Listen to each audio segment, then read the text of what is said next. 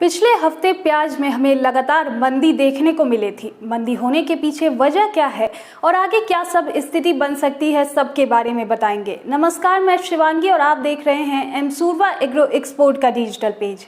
आज हम लोग प्याज के बीते हफ्ते और आने वाले हफ्ते के बारे में चर्चा करेंगे। सबसे पहले शुरुआत करते हैं सितंबर के महीने से, जब प्याज का भाव लगातार नीचे की तरफ जाता रहा था।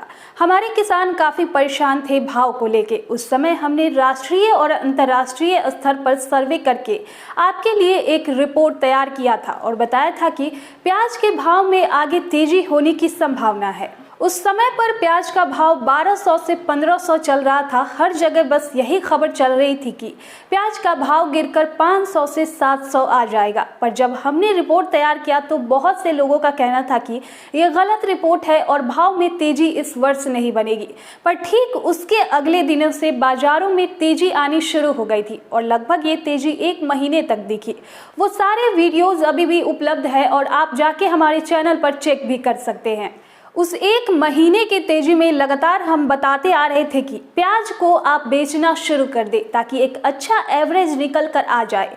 बहुत से किसानों ने ऐसा ही किया और उनको काफ़ी फायदा भी हुआ। कुछ किसानों ने और इंतजार करने का सोचा, जिसमें उनको नुकसान का भी सामना करना पड़ा। प्याज एक ऐसी कमोडिटी है जिसमें तेजी और मंदी का खेल काफ़ी चलता रहा है और इसमें समझदारी से काम करने के बाद अच्छा मुनाफा भी मिलता है। प्याज के जितने भी बड़े व्यापारी हैं वो तेजी के समय भी और मंदी के समय भी मुनाफा कमाते हैं। जब बाजारों में तेजी होनी शुरू हो जाती है तो बेचकर और जब मंदी होती है तो खरीद कर। इसके बारे में एक अलग से वीडियो बनाकर आपको समझाने की कोशिश करेंगे ताकि हमारे किसानों को भी व्यापार के बारे में जानकारी मिल सके। उसके बाद जब भाव बढ़ गए तो नाफेड ने प्याज निकालकर सस्ते दामों पर बेचना शुरू कर दिया था, जिस कारण हर वो मंडी जहां जहां नासिक और इंदौर की प्याज भेजी जाती थी वहां की मंडियों में भाव गिरना शुरू हो गया और व्यापारियों को नुकसान होता चला गया। उस नुकसान की भरपाई करने के लिए व्यापारियों ने मंडियों से कम दामों पर खरीदना शुरू कर दिया, पर नाफेड ने अपने भाव घटा दिए। जैसे जैसे मंडियों में भाव कम होते गए, नाफेड भी दोगुनी रफ्तार से कम दामों पर बेचता चला गया।